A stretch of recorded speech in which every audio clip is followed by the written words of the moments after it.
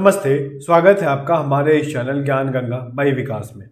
इस वीडियो में हम देख रहे हैं 10 जून 2025 एनटीपीसी आरआरबी में आया हुआ मैथ्स का शिफ्ट 2 का पेपर। तो चलिए शुरू करते हैं। पहला क्वेश्चन जो आया था वह है कि if C is third proportion of 44 and B, third proportion तृतीयानुपाती, ठीक है। तो इसके बारे में मैंने आपको ऑलरेडी बताया है कि जब भी तृतीयानुपाती निकालना होता है किसका, 44 और बी का, तो हम ऐसे लिखते हैं 44 अनुपात बी समानुपात, फिर से बी रिपीट होता है और तृतीय अनुपात सी है तो सी को यहाँ लिखते हैं, ठीक है, इस तरीके से। तो हमको पहले सी की वैल्यू निकालनी है, ठीक है। आगे पढ़ते हैं। If b is the sum of first 3 even natural numbers, पहले 3 इवन नेचुरल नंबर्स की बात हो रही है। नेचुरल नंबर कहाँ से स्टार्ट होता है, 1 से, 1 2 3 4 ऐसे कर करके, और बात हो रही है इवन नेचुरल नंबर्स की। तो पहला इवन नेचुरल नंबर हो गया 2, दूसरा हो गया 4, तीसरा हो गया 6। 3 फर्स्ट इवन नेचुरल नंबर्स की बात की गई है। इनको जब जोड़ते हैं तो निकल गया 12। तो बी की वैल्यू आ गई हमारे पास 12। हमें चाहिए सी की वैल्यू, ठीक है, निकाल लेते हैं। 44 बटे में बी बराबर बी बटे में सी, क्रॉस मल्टीप्लाई करेंगे तो 44 सी बराबर बी इंटू करेंगे तो बी स्क्वायर हो गया, b into b square. B square की वैल्यू है 12, बी की वैल्यू है 12, तो ये हो गया 12 का स्क्वायर 144, और सी का वैल्यू हो जाएगा, इसको 44 से भाग कर देंगे, ठीक है। यहाँ तक 4 से काटते हैं हम इसको, 4 से कट गया 11 बार में, 4 तिहाई 12, 6 बार में, तो 11 33 से भाग करेंगे तो 3 पॉइंट समथिंग आएगा, ठीक है।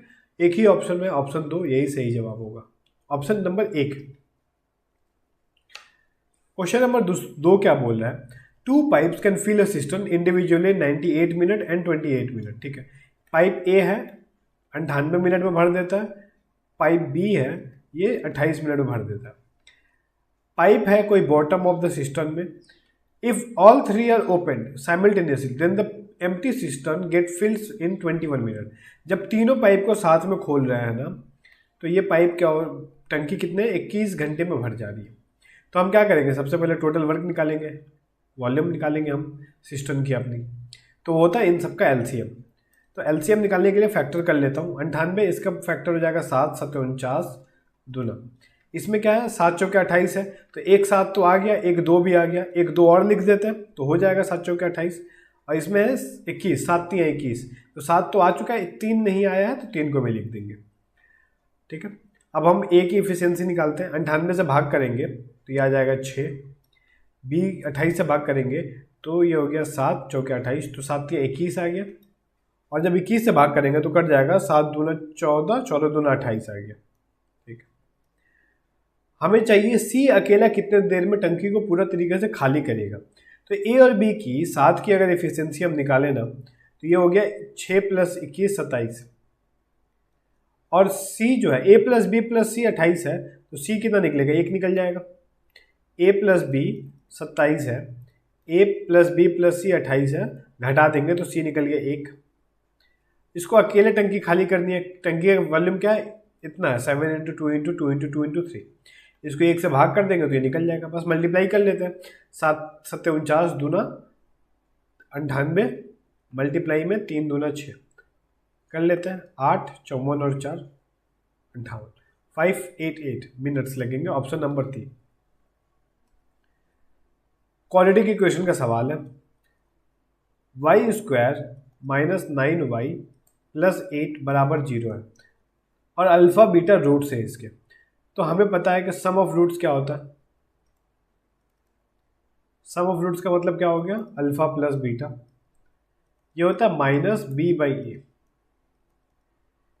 तो जब इस वाले इक्वेशन को हम इसके स्टैंडर्ड फॉर्म से कंपेयर करेंगे तो b की जगह पे क्या है, -9, तो यहाँ पे लिखेंगे -9 b की जगह पे, और a की जगह पे क्या है, कुछ नहीं है मतलब 1 है, माइनस माइनस +9 हो गया। Product of roots alpha multiply beta, ये होता है c/a, तो c की जगह पे है 8 तो 8 लिख दिया, और a की जगह पे है 1 तो 8 आ गया। हमसे पूछ क्या रहा है, alpha plus beta minus alpha beta. Alpha plus beta की वैल्यू 9 आई, अल्फा इंटू बीटा की वैल्यू 8 आई, माइनस करेंगे 1। Option number 2। क्वेश्चन नंबर 4 क्या बोल रहा है, the ratio of two numbers 18:5 है। तो पहले नंबर को हम मान लेते हैं 18x, दूसरा नंबर हो गया 5x। The product of their LCM and HCF 360 है। तो हमें पता है कि दोनों नंबर का प्रोडक्ट बराबर होता है एलसीएम और एचसीएफ के प्रोडक्ट के, जो कि है 360। अगर हम इसको सॉल्व करें तो 18 पर 90, 90 से ये चल जाएगा 4 बार में, तो एक्स स्क्वायर की वैल्यू 4 आ गई, तो एक्स की वैल्यू हो गई 2। आगे क्या बोल रहा है, if the sum of reciprocal of LCM and HCF, ठीक है। तो नंबर्स निकाल लेते हैं, एक्स की वैल्यू 2 आई है यानी 36 और ये 10। तो इनका एचसीएफ क्या होगा और एलसीएम क्या होगा निकालना पड़ेगा। 36 को कैसे लिख सकते हैं, 4 नवा यानी 2 की पावर 2 इंटू 3 की पावर 2, और 10 को लिख सकते हैं 5 मल्टीप्लाई 2। तो एचसीएफ क्या होगा, इन दोनों में जो कॉमन है, कॉमन क्या है, सिर्फ 2 ही कॉमन है, तो एचसीएफ तो 2 हो गया। और एलसीएम क्या हो जाएगा, एलसीएम हो जाएगा 2 2 बार है, 3 2 बार है और 5, तो ये हो गया 4 5 20 और 9 180, ठीक है। तो हमें दोनों का रेसिप्रोकल का सम निकालना, 1/2 1/80, 1/80 हमारा एलसीएम हो गया, इसको भाग करेंगे 90 और ये 91, तो 91/80 option number 1। Question number 5, Gopal gets 2% increase in his sale amount in first year और 20% इन second year. At present his sale is 183,600। What is his sale 2 years ago, ठीक है, 2 साल पहले क्या था। मान लेते हैं कि 2 साल पहले x रुपये था, तो फिर क्या हुआ, पहले साल वो 2 रुपये बढ़ा, मतलब 100 का 102 हो गया, और दूसरे साल वो 120 बढ़ा, सॉरी 100 का 120 हो गया, तो ये बराबर है 183,600। ऐसे कर सकते हैं, x का वैल्यू निकल जाएगा आसानी से। या फिर हम उल्टा जा रहे हैं ना, इसको हम लिखते हैं 20% बढ़ा, यानी बढ़ी हुई की वैल्यू है, 120 की वैल्यू है, हमको चाहिए 100 की। फिर ये 102 की वैल्यू है, हमको चाहिए 100 की, तो उल्टा करके भी कर सकते हैं। कैंसिल आउट करते हैं, 100 से काटते हैं 6 बार में, 20 से काटा 5 बार में, 6 बार में। अब ये 6 से कट जाएगा, 6 से गया ये 6 3 18 0 6 0 0। 102 से ये दिख रहा है 3 बार में, 300। 300 को 5 से मल्टीप्लाई करेंगे तो 1500, इंटू करेंगे तो 100 से इंटू करेंगे तो 1.5 लाख। ऑप्शन ए सही जवाब है। A cube of side 10 centimetre cut into cubes of side 2 centimetre, ठीक है। 10 सेंटीमीटर के एक बड़ा सा क्यूब है, इसको हमने कट किया है छोटे छोटे क्यूब्स में। ये बड़ा क्यूब है, हमने इसको छोटे क्यूब्स में कट किया है, ठीक है। इसकी जो लंबाई है ना वो 2 सेंटीमीटर है और इसकी है 10 सेंटीमीटर। तो एक चीज़ याद रखना है हमेशा, पूछ क्या रहा है पहले वो देखते, टोटल सरफेस एरिया निकालने को बोले। एक चीज़ याद रखिए कि जब भी किसी भी चीज़ को पिघलाते हैं या फिर उसको हम कट करके कुछ और बनाते हैं, तो उस केस में क्या होता है ना, वॉल्यूम सेम होता है हमेशा। लेकिन अगर मान लेते हैं कि ये हमारा एक सिलेंडर है, इसको हम बीच में से कट कर देंगे तो 2 सिलेंडर बनेगा। दोनों की वॉल्यूम का जोड़ बराबर तो होगा, लेकिन सरफेस एरिया जो होता है ना वो हमेशा इंक्रीज हो जाता है। जैसे कि ये मेरा स्फीयर है, इसको मैंने 20 से काट दिया तो क्या बनेगा, ऐसा बनेगा हेमीस्फीयर। तो इसका जो एरिया होता है वो होता है 4πr², तो इसका आधा होना चाहिए 2πr²। आधा नहीं होता, ये जो ऊपर का एरिया बन गया है ना πr², ये भी ऐड करना पड़ता है, ये 3πr² होता है। तो 2 हेमिस्फीयर बनेगा ना, बीच में से कट करेंगे तो दोनों का अगर सरफेस एरिया निकालेंगे तो 6πr² हो जाएगा। तो सरफेस एरिया बढ़ गया, तो सरफेस एरिया बढ़ता है, वॉल्यूम हमेशा कांस्टेंट रहता है, ये चीज़ याद रखिएगा। हमसे क्वेश्चन में क्या पूछ रहा है कि calculate the total surface area निकालना है। तो सबसे पहले तो हमें यह पता करना पड़ेगा कि आखिर कितने छोटे छोटे क्यूब्स हमने बनाए हैं। बड़ा 10 था तो इसका वॉल्यूम क्या हो जाएगा, 10 का क्यूब, और छोटा का वॉल्यूम है 2 का क्यूब। हमने मान लिया कि ऐसे x क्यूब्स छोटे छोटे बनाए थे, तो टोटल वॉल्यूम हो जाएगा 2 का पावर 3 इंटू एक्स। अब क्या है कि ये हो गया 1000 और ये हो गया 8, है ना। 1000 को 8 से भाग करेंगे तो 125 आ गया। एक्स की वैल्यू तो निकल गई 125, यानी 125 छोटे छोटे क्यूब्स बनाए हैं हमने। तो एक क्यूब का सरफेस एरिया क्या होगा? सरफेस एरिया का फॉर्मूला होता है क्यूब का 6a²। ए लंबाई कितनी है? 2, तो 2 का स्क्वायर। तो ये तो कितने का हो गया? 6 × 4 24, एक का हो गया ना, पर हमको चाहिए कितना? 125 का चाहिए। 125 से जब मल्टीप्लाई करेंगे तो 125 को 4 से कर देते हैं 500, 50 बचा, 250, 50, 300, 3000 सही जवाब आ रहा है, option number 1। Question number 7 simplify करना है। 118 - 5 इंटू, इसको जोड़ देते हैं, 30 हो गया, 30 को 5 से गुणा कर देंगे, 150 हो गया, प्लस 55। 150 में से 55 माइनस कर देंगे हम, तो बचेगा हमारा 95, माइनस होगा क्योंकि ये बड़ा है 150, इसमें से ये माइनस करेंगे तो आ गया 23, option number 2। Two numbers are respectively 30% and 18% more than the third number. Third number को मान लेते हैं 100, तो एक नंबर है इससे 30% ज़्यादा है, तो क्या हो जाएगा 130, और दूसरा नंबर इससे 18% ज़्यादा है, तो ये हो गया 118। इन दोनों का अनुपात पूछा है, काट के सॉल्व कर लेते हैं। 2 से काटे 65 बार में, 5 9 15, तो 65/59, ऑप्शन नंबर 2 3 सॉरी। मीडियन निकालना है। मीडियन के लिए क्या बताया है कि सबसे पहले असेंडिंग ऑर्डर में छोटे से बड़े क्रम में इसको सजाएंगे। तो क्या हो गया? 14, 21, 24, 14 के बाद एक 20 भी है, यहाँ लिख लेते हैं 20, फिर 14 पहले आएगा, 14, 20, 21, 24, उसके बाद 32, फिर 46, फिर 49, फिर 66, फिर 91, 91, 92। ठीक है, देखते हैं कितने टर्म से, 1 2 3 4 5 6 7 8 9 10 11, 11 है तो एग्जैक्टली मिडिल वाला यानी 46 सही जवाब होगा। तो चलिए क्वेश्चन नंबर 10 देखते हैं, क्या बोल रहा है कि what will be the amount after 1 year जब 2400 रुपये 20% वार्षिक चक्रवृद्धि ब्याज कंपाउंड इंटरेस्ट पे लगा रहे हैं। तो हमें बताना है कि 1 साल के बाद क्या अमाउंट होगा, लेकिन जो कंपाउंड इंटरेस्ट है ये हो रहा है कंपाउंडेड हाफ ईयरली। तो मैंने बताया था कि जब भी हाफ ईयरली हो तो रेट को हम आधा कर देते हैं, 20% है, ये साल भर के लिए है, हाफ ईयरली कंपाउंडेड हो रहा है, इसीलिए 6 महीने का रेट निकालना पड़ेगा, तो आधा कर देंगे तो 10% आ गया। टाइम क्या हो गया? 1 साल बोला है, तो 1 साल में 6 महीने कितनी बार आता है? 2 बार, 6 महीने फिर 6 महीने, तो टाइम हम 2 लिखेंगे। ठीक है, तो एक तो हमें पता है कि अमाउंट का डायरेक्ट फार्मूला होता है P1 + R/100/d, इस पर रख सकते हैं, लेकिन ज़रूरत नहीं है। हमको पता है कि ये जो 10% है ना, इसका फ्रैक्शनल वैल्यू होता है 1/10। 2400 रुपये जमा किया, तो अगले साल वो क्या हो जाएगा? 10 से बढ़कर 11 हो जाएगा, फिर उसके अगले साल 10 से बढ़कर 11। बस इसको सॉल्व कर लेते हैं, हमें हमारा आंसर मिल जाएगा। ये 2 जीरो से 2 जीरो कट गया, 24 × 11 करेंगे तो 4 6 2, फिर 11 से करेंगे तो 4 6 4 10, 6 2 8 1 9 और 2904, ऑप्शन नंबर 2।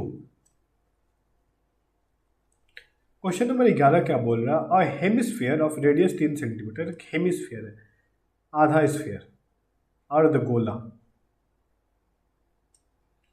ठीक है, रेडियस 3 सेंटीमीटर, इसका जो रेडियस है ये 3 सेंटीमीटर का, is fitted inside a cuboid and then water is filled inside the cuboid.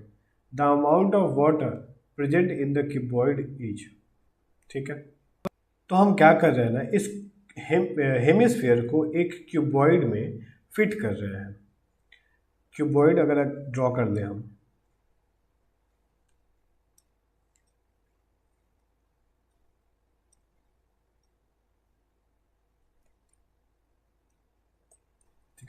तो इस हेमिस्फीयर को जब हम इसमें क्या कर रहे हैं, क्वेश्चन के हिसाब से फिटेड इनसाइड अ क्यूबॉइड, मतलब एक क्यूबॉइड में पूरे तरीके से एकदम रख दिया गया है, उसमें मतलब और पॉसिबल नहीं है। तो इसका क्या मतलब है? फिट हो जाना चाहिए इस क्यूबॉइड में। तो इस क्यूबॉइड के लेंथ, ब्रेथ और हाइट क्या होगी, ये हमें थोड़ा सा दिमाग लगाना पड़ेगा कि अगर हम एक क्यूबॉइड यहाँ एक हेमिस्फीयर इसके अंदर रखते हैं इस तरीके से, तो इसकी लेंथ क्या होगी? मैक्सिमम लेंथ क्या हो सकती है, मतलब इतनी लेंथ ताकि एक पूरा फिट हो जाए, तो ये होगी इसके डायमीटर के बराबर। और ब्रेथ भी क्या होगा, इसके डायमीटर के बराबर। तो यानी हेमिस्फेयर का जो रेडियस है अगर वो 3 सेंटीमीटर है तो डायमीटर 6 हो जाएगा, तो लेंथ भी 6 होनी चाहिए, ब्रेथ भी 6 होनी चाहिए। और ये जो होता है ना, ये हाइट हेमिस्फेयर का, ये भी तो 3 सेंटीमीटर होता है। तो इस केस में जो क्यूबॉइड की हाइट होगी ना वो डायमीटर के बराबर ही रहेगी, 3 सेंटीमीटर। ठीक है, तो ये हमें खुद से ही फाइंड आउट करना पड़ेगा, समझ मतलब दिमाग में इमेजिन करके कि जब हम एक क्यूबॉइड में फिट कर दे रहे हैं तो जो डायमीटर है हमारे हेमिस्फेयर का वो उसकी लंबाई और चौड़ाई होगी, और जो उसका रेडियस है वो उसके हाइट के बराबर होगा। तो अब जब फिट कर दिए हैं तो जब पानी भरेंगे तो कितना पानी भरेगा, वॉल्यूम ऑफ क्यूबॉइड,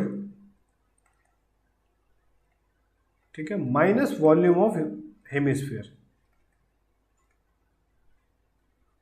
ठीक है, क्योंकि बाकी जगह तो हेमिस्फीयर में ले लिया है, और जो बचा हुआ जगह है क्यूबॉइड में वही उतना में पानी भरेगा तो माइनस कर देंगे, इतना निकालना है हमको। तो वॉल्यूम ऑफ क्यूबॉइड क्या होता है, length into breadth into height, यानी 6 into 6 into 3, minus volume of hemisphere क्या होता है 2/3 पाई की जगह पे हम लिखते हैं 3.14, क्योंकि क्वेश्चन में हमें 3.14 यूज करने को बोला है।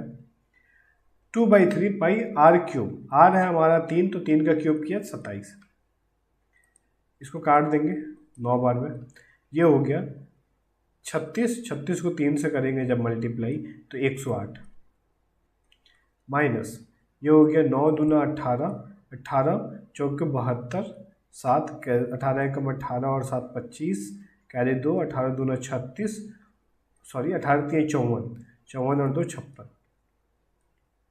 अगर हम इसमें से इसको माइनस करें तो ये आ जाएगा हमारा 48 1 51.48, जो कि ऑप्शन नंबर 3 है। ठीक है, अच्छा सवाल था। इस टाइप के सवाल बहुत कम देखने मिलते हैं, लेकिन जब हमें पता है कि इस टाइप का सवाल भी दे सकता है तो याद रखिए कि एक क्यूबॉइड में जब भी एक हेमिस्फीयर को फिट करेंगे तो क्यूबॉइड का लेंथ और ब्रेथ उसके डायमीटर के बराबर होगा, और जो हाइट होगी उसके रेडियस के बराबर होगी। ठीक है, question number 12, a man covers a distance 100 kilometre, 408 और 1460 किलोमीटर एट स्पीड्स 20x और 20। If the average speed of whole journey is 20, then what is the value of x? तो हमको पता है ना कि जो एवरेज स्पीड होता है वो क्या होता है, total distance travelled by total time taken. तो एवरेज स्पीड कितना दिया हुआ है 20 लिख लेते हैं। ऊपर होता है टोटल डिस्टेंस ट्रैवल्ड, तो डिस्टेंस कितना है 100 प्लस 408 प्लस 1460। ठीक, और टाइम कितना लगा, तो टाइम का क्या फॉर्मूला होता है, डिस्टेंस अपॉन स्पीड। तो 100 किलोमीटर उसने ट्रैवल किया है 20 की रफ्तार से, तो 100/20 करेंगे तो क्या हो गया 5 घंटे।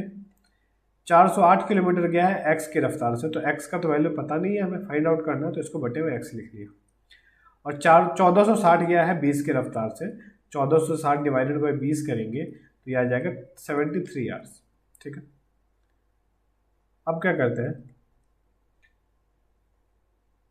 ये हो गया 5 और ये 73, 78 हो गया, और 408, 78 प्लस 408 बटे में x, इसको हम यहाँ लेकर आ गए हैं, और 20 को हम इसकी जगह पे लिख रहे हैं, अल्टरनेटिव बोलते हैं इसको, पर ठीक है इसको रिप्लेस कर दिया है हमने।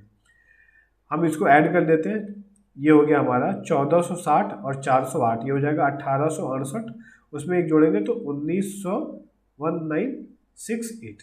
ठीक है जी, ये हो गया 8 6 4 4 8 1 9। ठीक है, और ये 20 यहाँ पर नीचे आ गया। जब हम इसको 20 से डिवाइड करेंगे तो ये हो जाएगा हमारा 2 से गया 9 बार में 18, 8 बार में 16, 4, एक जीरो तो डेसिमल आ गया। अब ये 78 इधर आएगा तो ये माइनस का 78 हो गया। जब माइनस कर रहे हैं हम, यहाँ पे 408 बटे एक्स बचा हुआ है, माइनस करेंगे तो 4 0 20.4, और फिर ये x को उधर से भेज देते हैं, ये इधर आ जाएगा, तो ये हो जाएगा x is equal to 408 divided by 20.4, decimal हटाया ऊपर 10 आया, इससे गया ये 2 बार में तो आ गया 20। तो x की वैल्यू आ रही है 20 तो ऑप्शन नंबर 3 जो होगा सही जवाब हो जाएगा। अगला क्वेश्चन देखते हैं, question number 13। One pipe can fill the tank in 8 minutes. कोई एक पाइप है 8 मिनट में भर देती है टंकी। While another pipe can empty it completely 11 minute में। दूसरा है एम्प्टी करता है 11 मिनट में। ये both pipes are open together, how long will it take to 3/4 of the tank. 3/4 हिस्सा टैंक का फिल करने में कितना समय लगेगा। तो टोटल वर्क हो गया 88, ए की इफिशियंसी 11, बी की हो गई 8। जब साथ में काम करेंगे तो ए प्लस बी कितना हो जाएगा, 11 - 8 3 हो गया। तो 88 काम नहीं करना, हमको सिर्फ 3/4 ही काम करना है। डिवाइडेड बाई क्या करेंगे, 3 कर देंगे। टोटल इफिशियंसी है 3 से 3 गया, ये गया 22 बार में, यानी 22 मिनट। ऑप्शन नंबर 1 आसान सा क्वेश्चन है। Find the value of, value find करना है इसका 3√8a² - 4a + 1 = 17a। जब ए की वैल्यू 2 दी हुई है, पुट कर देते हैं डायरेक्टली 8। ए की वैल्यू 2 है तो यहाँ पे ए का स्क्वायर है तो क्या हो जाएगा 4 - 4 × 2 + 1 + 17 × 2 यानी 34। तो 3 ये हो गया, 8 चौके 32, 32 - 8 + 1 + 34। ये क्या हो जाएगा, -8 + 1 हो गया -7, और 32 में से 7 जाएगा तो 25। 25 का स्क्वायर रूट क्या होता है, 5 होता है, तो इसकी जगह आ गया 5, 5 × 3 = 15 + 34 ऐड करेंगे तो 49। Option number 2। Question 15। Tangent is drawn from a point P to a circle. ठीक है, एक सर्कल बनाते हैं, वो एक पॉइंट है P, यहाँ से इसके ऊपर एक टेंजेंट ड्रॉ किया गया है। ठीक है, एक टेंजेंट ड्रॉ करते हैं। टेंजेंट का मतलब है जो ऐसे टच करते हुए जाए। सेंटर इसका दिया हुआ है O। The radius of circle is 7 centimetre. ठीक है, रेडियस जो है वो 7 सेंटीमीटर है, 7 centimetre. The distance from the point P to the centre is 25 centimetre. मतलब इस पॉइंट से लेकर सेंटर तक का जो डिस्टेंस है ना,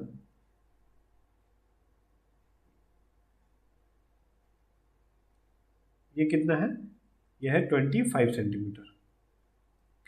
तो हमें बताना है कि what is the length of tangent. ये जो टेंजेंट है, मतलब ये पॉइंट को ए मान लेते हैं, तो APO यानी AP की लेंथ बतानी है हमको, इस टेंजेंट की लेंथ बतानी है। आसान सा क्वेश्चन है, रिवाइज करवा देता हूँ मैं एक बार कि ये जो यहाँ पे एक टेंजेंट और रेडियस के बीच में जो एंगल बनता है 90 डिग्री होता है, तो क्या बन गया, एक राइट एंगल ट्राइंगल। एक ट्रिपलेट मैंने याद करवाया था 7, 24, 25। तो यहाँ पे हाइपोटेन्यूज 25 है, रेडियस 7 है, तो ये वाला बचा हुआ हिस्सा 24 हो जाएगा। Option number 1। या फिर हम H² = P² + B²। हाइपोटेन्यूज ये पाइथागोरस थ्योरम तो यूज कर ही सकते हैं, लेकिन ट्रिपलेट याद होना चाहिए हमें। 3 years ago from now, the age of father was 14 years more than twice his sons।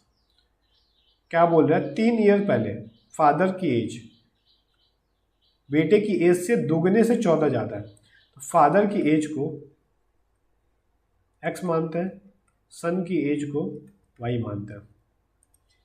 3 years ago, तो 3 years ago फादर की एज हो गई x-3 और बेटे की हो गई y-3। तो बोल रहा है कि बेटे की एज से दुगुने से 14 ज़्यादा है, ये बराबर। इसको जरा सॉल्व करेंगे अगर हम, तो ये आ गया 2y - 6 + 14। फिर ये क्या हो जाएगा, 2y इधर आ जाएगा, तो x - 2y, ये क्या हो गया, 14 में से 6 गया 8, और 3 जो उधर जाके ऐड हो गया 11। ठीक है, इस टाइप का एक सवाल पिछले शिफ्ट में भी आया था। तो हम मान लेंगे ना, क्या पूछ रहा, how many years from now, अभी से कितने साल के बाद वो अपने बेटे के एज के दोगुना हो जाएगा। अगर उसके बेटे का एज y है तो उसका एज 2y हो जाए, ऐसा बोल रहा है वो। तो अब मान लेते हैं t टाइम के बाद ऐसा हो जाएगा, t ईयर्स के बाद। तो t ईयर्स के बाद उसकी एज क्या हो जाएगी, x + t फादर की, और बेटे की एज हो जाएगी y + t। और ये क्या है, बेटे के एज को जब दोगुना करेंगे तो फादर की एज के बराबर हो जाएगी। बस इतना ही है। इसको अगर हम सॉल्व करें, x + t = ये आ जाएगा हमारा 2y + 2t। 2y को इधर लेकर आता है, -2y हो गया, और ये टी उधर जाएगा, 2t में से माइनस होगा, टी हो गया, यानी 2y x माइनस 2y बराबर टी निकला है। तो x माइनस 2y की वैल्यू कितने निकाली हमने? 11। टी की वैल्यू भी आ जाएगी 11, यानी 11 साल के बाद बाप की एज बेटे की एज के दुगुने होगी। Option number 4। क्वेश्चन नंबर 17, यहाँ पे ना 4 ऑप्शंस दिए हैं, डिस्काउंट दिया है अलग अलग तरीके से। हमें बताना है कि कौन से ऑप्शन से मैक्सिमम सेलिंग प्राइस निकलेगा। मतलब कौन से ऑप्शन में डायरेक्टली ऐसा समझ सकते हैं कि डिस्काउंट सबसे कम दिया गया है, डिस्काउंट सबसे कम देंगे तो सेलिंग प्राइस सबसे हाई होगा। तो 2 सक्सेसिव डिस्काउंट ऑफ 27%। तो सक्सेसिव डिस्काउंट क्या होता है? फॉर्मूला अगर हम लिखें तो ये होता है x plus y plus x y by 100। तो हमको निकालना है 27% का, तो 27 प्लस 27 प्लस 27 इंटू 27 बटे में 100, ठीक है। तो ये हो जाएगा 54 प्लस 27 का स्क्वायर करना पड़ेगा हमको, तो ये हो जाता है हमारा 729 बटे में 100। तो ये आ जाएगा 54 प्लस 7.29, इसको ऐड कर दें अगर तो 61.29, इसकी जो वैल्यू होगी ये होगी 61.29। फिर अगला क्या है? अ discount of 36% followed by a discount of 45%। मतलब पहले 36% दिया गया, फिर 45% दिया गया। तो वैसे ही करेंगे सक्सेसिव डिस्काउंट, पहले 36 दिया गया, फिर 45 दिया गया, तो फिर से x के जगह पे 36, y की जगह पे 45 बटे में 100, ठीक है। ऐसे करके निकालना पड़ेगा। तो हम क्या करते हैं ना कि ये वाला जो टर्म है इस चीज़ को अभी नहीं निकालते हैं। यहाँ पर भी हमने निकाला था एक्स वाई बाई 100, इसको हम अभी नहीं निकालते हैं, ठीक है। क्योंकि पहले हम ऐसे ही चेक कर लेंगे कि किसका ज़्यादा आ रहा है किसका कम आ रहा है, उसके बाद हम देखेंगे हमें ज़रूरत है कि नहीं है। तो ये हो जाएगा हमारा 36 है और 45 है, जब दोनों को ऐड करेंगे तो ये हो गया 81%। इसको अगर हम ऐड करें, सक्सेसिव डिस्काउंट 19 का और 32 का, इसको अगर हम ऐड करेंगे तो ये कितना हो गया हमारा 51। और इसको देखिए अगर हम 34 फॉलोड बाई डिस्काउंट तो 7, तो इसको ऐड करेंगे तो ये हो गया हमारा 41, ठीक है, 41%। तो यहाँ पर ही देख के क्या पता चल रहा है, अभी हमने क्या किया ना, हमने कम वैल्यू लिखी है, ठीक है, हमने सबसे कम वैल्यूज लिखी है। जैसे यहाँ पर इस केस में क्या था, 61 ना लिख के 54% लिखते, 27 और 27, तो ये वैल्यू और बढ़ती ना, ये और इंक्रीज होगी, ये भी और इंक्रीज होगी, ये भी और इंक्रीज होगी। तो ये दोनों ऑप्शंस जो है 54, 81, ये काफ़ी ज़्यादा दूर दूर हो गए। अगर हम बस 3 और 4 में ही देखें कि कौन छोटा है, तो ये हो गया 34 प्लस 7, 34 इंटू 7 बटे में 100, तो ये हो जाएगा 41, प्लस इसको मल्टीप्लाई करेंगे तो 7 चौके 28 और 7 तिया 21 और 2 23, तो ये 2.38 आ रहा है। मतलब 44 के लगभग, 44 से भी कम होगा, 43 पॉइंट समथिंग है। और 3 नंबर ऑप्शन को देखें, 19 प्लस 32, तो ये देख रहे हैं कि ये तो और बढ़ जाएगा। तो हमारा ऑप्शन नंबर 4 ही सही जवाब है कि सबसे कम डिस्काउंट 4 में मिल रहा है, तो सबसे ज़्यादा सेलिंग प्राइस 4 की होगी। तो ये बस उतना कैलकुलेट करके तो देखेंगे नहीं, टाइम हमको बचाना है, तो देख रहे हैं कि सिर्फ एक्स और वाई करने पर भी ये सबसे मिनिमम आ रहा है। तो जब और ऐड करेंगे तभी भी उस केस में भी सबसे मिनिमम ही रहेगा ये, ठीक है। तो ऑप्शन नंबर 4 जो होगा वो सही जवाब होगा। Question number 18, the average of 3 numbers is 23 if 2 of them is 11 और 26, थर्ड नंबर निकालना, ठीक है। 3 नंबर का एवरेज है 23, तो सम कितना हो जाएगा, सम हो जाएगा 23 इंटू 3 यानी कि 69। उसमें से एक नंबर 11 है, एक नंबर 26 है, तो कितना हो गया इनका सम 37। तो 69 में से जब ये घटा देंगे तो ये आ गया 32, यानी जो बचा हुआ नंबर है वो 32 होगा। अनिल बॉट द पेन 100 रुपये में खरीदा पहला पेन, दूसरा पेन 160 में खरीदा।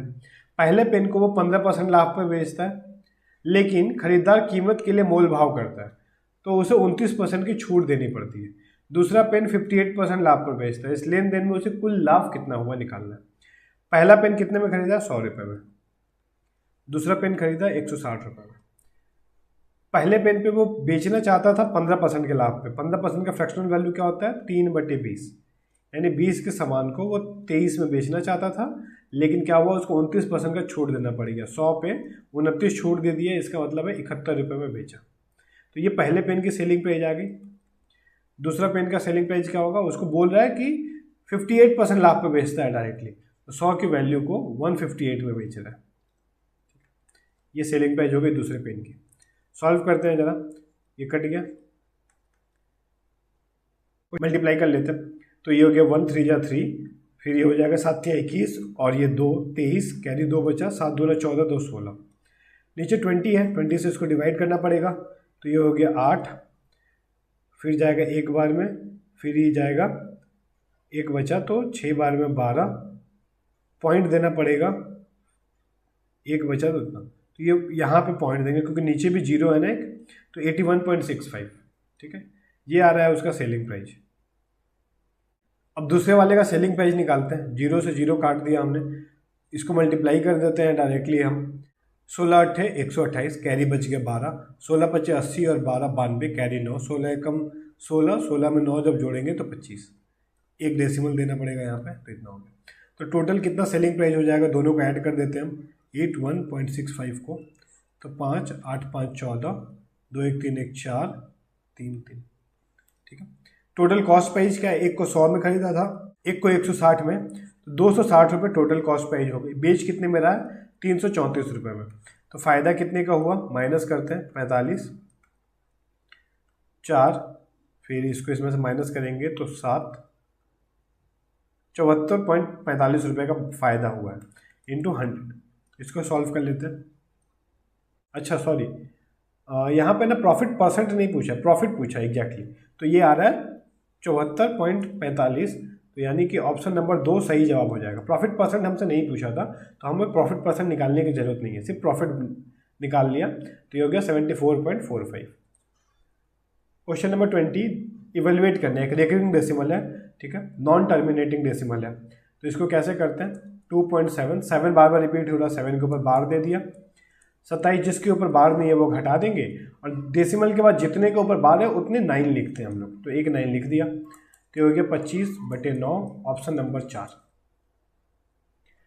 The down stream speed 22 kilometre प्रति घंटे, मतलब x + y जो है वो 22 है, up stream speed x - y 5.5 है, बोट 8 घंटे लग रहे हैं एक जगह जाने में और वापस आने में, तो टोटल डिस्टेंस बताना है। आसान है, क्या करेंगे कि डिस्टेंस को मान लेते हैं कि क्या है, d है, तो जाने में कितना टाइम लगा होगा, तो टाइम का फॉर्मूला क्या होता है, डिस्टेंस अपॉन स्पीड, जाने में डिस्टेंस लगा d, स्पीड लगा x + y, और आने में क्या लगेगा टाइम, डिस्टेंस तो वही रहेगा d, आने में स्पीड क्या होगा, उल्टा हो गई, तो x - y, एक बार एक तरफ गया तो डाउन स्ट्रीम, आया तो अप स्ट्रीम, ये टोटल टाइम जो है ये बराबर आ रहा है 8 आवर्स के। सॉल्व करके d निकाल लेते हैं,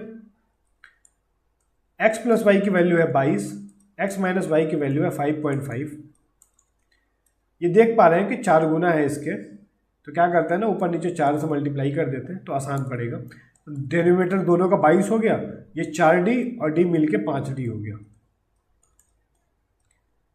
अब क्या होगा, d की वैल्यू, ये मल्टीप्लाई हो गया 22/5, 8 दूना 16 17 डिवाइडेड बाई 5, जब डिवाइड करेंगे तो ये हो गया 3 बार में 15, 2 बचा 35.2, अच्छा फ्रैक्शन में ये डिवाइड नहीं करना है, 176.5, हमारा जिस तरीके से ऑप्शन है उसी हिसाब से देख रखना पड़ेगा, तो पहले हम एक बार ऑप्शन पे भी नज़र डाल लेंगे, तो option number 3 will be the right answer.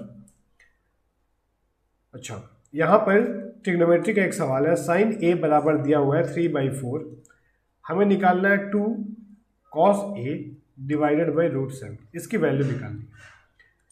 तो साइन थीटा बराबर क्या होता है, p/h, और एक राइट एंगल ट्रायंगल में p जब 3 हो, h 4 हो, तो बेस कितना, ये हम फाइंड आउट कर सकते हैं पाइथागोरस थ्योरम से, तो बेस निकाल लेते हैं डायरेक्टली, बेस क्या हो जाएगा, √h² - p², h की वैल्यू है 4, 4 का स्क्वायर 16, ये 9, तो सॉल्व किया तो ये आ गया √7।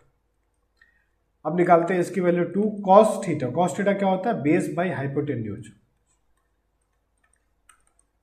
बेस कितना है √7, हाइपोटेन्यूज कितना है 4, और नीचे में √7 तो है ही, ये √7 कट गया, 2 से ये कट जाएगा 2 टाइम्स में, तो 1/2, यानी ऑप्शन 3 सही जवाब है।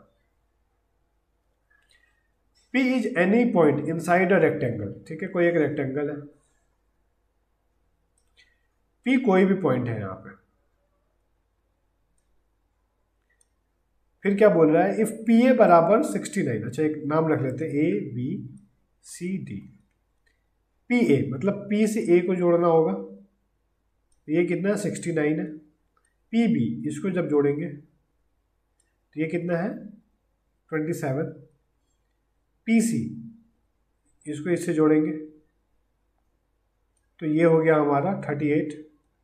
तो PD की लेंथ बतानी है हमको, ठीक है, इसकी लेंथ क्या होगी ये फाइंड आउट करना है। तो ये इस टाइप के सवाल में हमको एक थ्योरम पता होनी चाहिए जिसको हम कहते हैं British flag theorem. British flag theorem, जब भी इस तरीके का डायग्राम हो तो क्या होता है इसमें कि ये जो PA है, PA का स्क्वायर प्लस PC का स्क्वायर ये बराबर होता है PB का स्क्वायर प्लस PD का स्क्वायर, ये याद रखें। तो PA का स्क्वायर कितना है, PA है हमारा 69 तो इसका स्क्वायर प्लस PC 38 है इसका स्क्वायर, ये बराबर है PB यानी 27 का स्क्वायर प्लस PD का वैल्यू नहीं पता, x स्क्वायर लिख लेते हैं। अब सॉल्व करके x की वैल्यू निकाल लेते हैं। 69 इसका स्क्वायर करते हैं तो 9 का स्क्वायर 81, 8 बचा, 9 छक्के 54, 54 दूना 108 और 8 116, कैरी 11, 36, 36 में 11 जोड़ देंगे तो 47, ठीक है, प्लस 38, 50 से 12 कम है तो 12 का स्क्वायर हो गया 144, एक हमें कैरी लेना पड़ेगा, 25 में 12 घटा देंगे तो 13 और 1 14, 27 का स्क्वायर तो हमें पता है 729 होता है। अब इनको ऐड कर लेते हैं, ये हो गया 4 1 5, 6 4 10, 7 4 11 1 12, 4 1 5 1 6, ये 729 इधर आएगा माइनस हो जाएगा, माइनस करेंगे तो 15 में से 9 गया 6, 9 में से 2 गया 7, 11 में से 7 गया 4 और यहाँ पे 5, ठीक है, ये x स्क्वायर के बराबर है तो हमको इसका अंडर रूट निकालना पड़ेगा 5 4 7 6 के। हमारे ऑप्शन में क्या है, परफेक्ट नंबर है, परफेक्ट स्क्वायर है, तो इसका जब अंडर रूट निकालेंगे हम तो लास्ट में 6 है ना, तो 6 यूनिट डिजिट या तो 4 हो सकता है या 6 हो सकता है, और यहाँ पे 54 है तो 54 किसके स्क्वायर के आसपास है, तो ये है हमारा 7 का स्क्वायर, 7 का स्क्वायर 54 हो जाता है, 8 का स्क्वायर 64 हो जाता है, तो 7 के पास है यानी 74 जो होगा वो सही जवाब होगा 74, ऑप्शन नंबर 4, ठीक है। क्वेश्चन नंबर 25 देखते हैं, आसान सा क्वेश्चन है, हमको x³ प्लस 1/x³ निकालना है, जो कि हमको पता है कि k³ माइनस 3k होता है, k की वैल्यू यहाँ पे 4 दी गई है, तो 4 का क्यूब माइनस 3 इंटू 4 करेंगे तो 64 माइनस 12 52, 52 हमारा राइट आंसर ऑप्शन ए हो जाएगा। A person who spends 33% monthly income is able to save इतना रुपए, तो मंथली एक्सपेंस निकालना है, मतलब 33% क्या करता है, खर्च कर देता है, तो बचेगा कितना उसके पास, जब 100 में से 33 रुपये मैंने खर्च कर दिए तो हमारे पास बचेगा 67, और 6298 67% की वैल्यू दी गई है 6298, हमसे 100% का पूछा है, इसको डिवाइड करना पड़ेगा 67 से, 6298 कितनी बार में जाएगा, 9 बार में ले जाते हैं, 9 7 63, 6 बचा, 9 6 54, 54 और 6 ऐड करेंगे तो ये हो जाएगा हमारा 60, ये हो गया 628, 4 बार में चला जाएगा, पूरा का पूरा जा रहा है 9420 लगा देंगे 5400 रुपये, ये उसका क्या, अच्छा मंथली एक्सपेंस पूछा है, टोटल सैलरी नहीं पूछी है, तो हमें यहाँ पे 100 ना लिखकर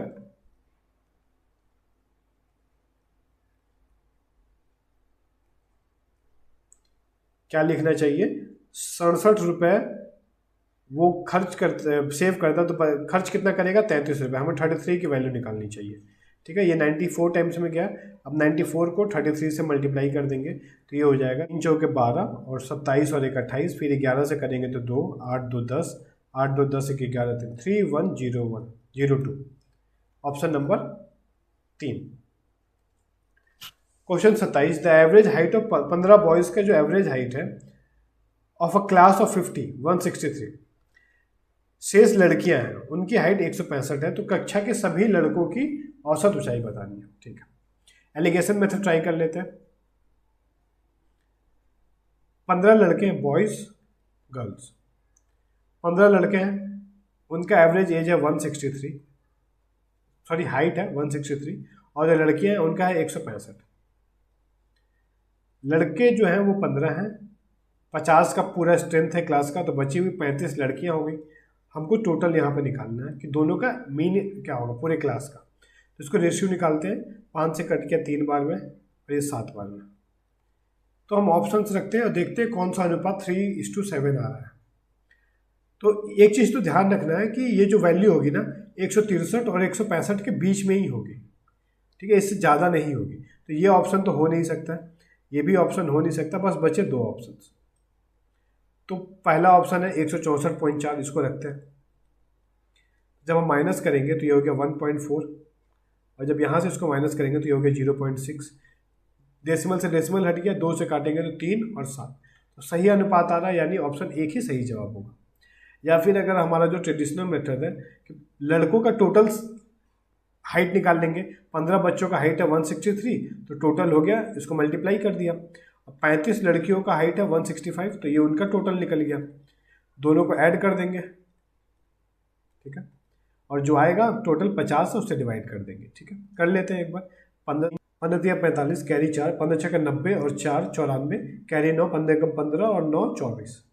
इसको मल्टीप्लाई करेंगे अगर 165 इंटू 35, तो ये हो जाएगा 5 82 15 49, ऐड कर देते 5 7 7 5 5 7 7 5, ऐड कर देते हैं 0 7 4 11 1 12, फिर 7 4 11 1 12, 5 2 7 1 8, तो ये 0 से 0 कट गया 1, 6 बार में 32, फिर 4 बार में 20.4 बार, ठीक। तो वही आ रहा है आंसर। तो ऐसे भी कर सकते हैं, थोड़ा सा कैलकुलेटिव होगा बट कर लेंगे, पर एलिगेशन मेथड ज़्यादा अच्छा देख सकते हैं। Question number 28, the mean and mod. अच्छा, ये तो एम्पेरिकल फार्मूला पे करना है, बहुत बार कर चुके हैं हम, इसको रिपीट करने की कोई ज़रूरत नहीं है, बस याद रखिए फार्मूला, पुट करके वैल्यू निकाल लीजिए। क्वेश्चन नंबर 29, XYZ है, बिजनेस स्टार्ट किया है इन द शेयर्स। अच्छा, एक्स ने लगाए थे 13 रुपये, वाई ने लगाए 20 रुपये और जेड ने 15 रुपये। After 7 months y withdrew his 33% share, y ने 33% निकाल लिया, while Z withdrew 24% share 5 months prior to the completion of the year. If the total profit of the at the end of the year कितना है profit 16100, तो हमको Z का share बताना है, ठीक। तो एक्स के बारे में कुछ नहीं बोला गया, यानी एक्स ने ये 13 रुपये जो खर्च किए हैं, जो लगाए हैं, ये 12 महीने तक लगाए हुए होंगे। वाई ने क्या किया है, ये जो पैसे हैं 7 महीने तक लगे रहे, फिर क्या किया है 33% विड्रू कर लिया है, तो 20 का 33% कितना हो जाएगा, सॉल्व करें 5, तो ये आ रहा है 33/5, 33/5 विड्रू कर लिया है। एक मिनट, तो हम डायरेक्टली माइनस करके लिखते हैं कि जब 33% विड्रॉ कर लिया तो बचेगा कितना हमारे पास 67, तो ये 67 हो गया, तो 67/5 ये 5 महीने के लिए लगा रहा। और जो जेड है इसने भी बोला 5 महीने साल के ख़त्म होने से पहले, यानी 7 महीने के बाद 24% विड्रॉ कर लिया, तो 15 था, 24% विड्रॉ कर लिया, इसका मतलब 76% रखा उसने। सॉल्व करते हैं, 5 से काटा 3 बार में, 5 से गया 20 बार में, अब ये कटेगा नहीं तो ये मल्टीप्लाई कर देते हैं, ये हो गया हमारा 6 3 18 7 21 1 22/20, ये लगा रहा 5 महीनों के लिए। अब इसको सिंप्लीफाई करके रेशियो निकालना पड़ेगा हमें, तो ये हो गया 13 × 12 अनुपात, इसको सॉल्व करते हैं, 5 5 कट गया, ये हो गया 140 और उसमें 67 जोड़ेंगे तो 207, ये क्या हो गया 4 बार में कट गया, 4 से इसको काट देते हैं, 5 7 57, और ऊपर क्या है ये भी, ये जो 15 है ये 7 महीने तक लगा रहा, तो 15 7 105 हो गया, और 57 ऐड करेंगे तो 162, कुछ कट नहीं रहा है तो इसको भी मल्टीप्लाई करके लिख लेते हैं, 13 × 12 करेंगे तो ये 6 15 156 आ गया। तो ये जो टोटल पैसा ये कितना हो जाएगा, ऐड करें 6 7 13 2 15, 5 6 11 1 12, 2 1 3 1 4 1 5, 525 रुपये है टोटल। तो यही जो 525 है ना, इसके बराबर है 16,100 के। तो इसका मतलब ये एक रेशियो का वैल्यू हो गया, हमको निकालना है जेड का शेयर, यानी 162 की वैल्यू निकालनी है। इसको सॉल्व करते हैं, 25 से काटते हैं, 25 दूना 50 एक बार में, और 25 से ये गया 4 बार में। अब ये 21 से कट जाएगा, 21 से काटते हैं, या फिर 3 से काट देते हैं, 3 से गया 7 बार में, ये 3 से गया 5, 4 54 बार में। 7 से ये कटेगा, 7 दूना 14, 2 बचा, 7 या 21। इन तीनों को मल्टीप्लाई करना पड़ेगा, 23 इंटू जब 4 करेंगे तो 23 दूना 46, 46 दूना 92 होता है, और ये 54। लास्ट डिजिट 8 आ रहा है, कौन से ऑप्शन में है? 2 ऑप्शंस में है, तो थोड़ा मल्टीप्लाई करना पड़ेगा हमको। 8, 4 9 36, 5 दूना 10, 36 और 10 मिलकर हो गया 76। तो लास्ट का 2 डिजिट 68 एक ही ऑप्शन में है, तो option 4 will be the right answer. तो इस वीडियो में बस इतना ही।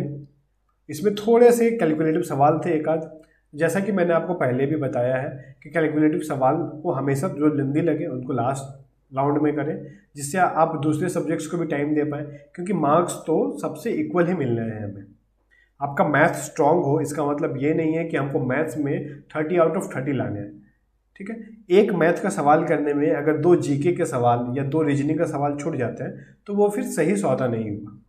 तो इस चीज़ का ध्यान रखिए, कैलकुलेशन जो है उसको लास्ट में कीजिए, जल्दी करने का कोशिश कीजिए, और मिस्टेक्स ना हो ये ट्राई कीजिए, प्रैक्टिस करते रहिए, ठीक है। मिलते हैं नेक्स्ट वीडियो में अगले सेट ऑफ क्वेश्चंस के साथ। Thank you for watching. अगर आपको ये वीडियो पसंद आई हो तो इस वीडियो को लाइक करें, शेयर करें और चैनल को सब्सक्राइब करें, और अगर कोई भी डाउट आया हो तो उसे कमेंट जरूर करें।